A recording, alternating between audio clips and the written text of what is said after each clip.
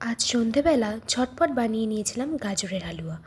তার জন্য প্রথমে গাজরগুলোকে জলে ধুয়ে গ্রেট করে একটা পাত্রে নিয়ে নিয়েছিলাম চিনি, কাঠখোলায় ভেজে রাখা বাদাম, দারচিনি এবং এলাচ, তেজপাতা এবং জলে ভিজিয়ে রাখা কিশমিশ, আর নিয়েছিলাম একটুখানি দুধ।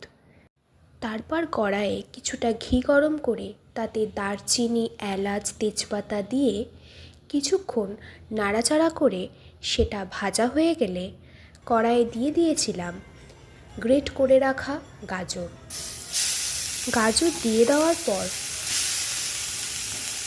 সেটাকে নাড়াচাড়া করে 5 মিনিট ঢেকে রেখেছিলাম।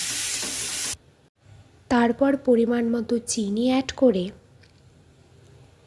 তার মধ্যে দুধ, ভিজিয়ে রাখা কিশমিশ এবং কাঠখোলায় ভাজা বাদাম দিয়ে আবার কিছুক্ষণ নাড়াচাড়া করে দুধটা শুকিয়ে নিয়েছিলাম।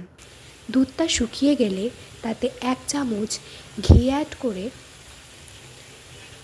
আবার নাড়াচাড়া করে 2 মিনিট রেখে দিলেই তৈরি হয়ে যাবে গাজরের হালুয়া।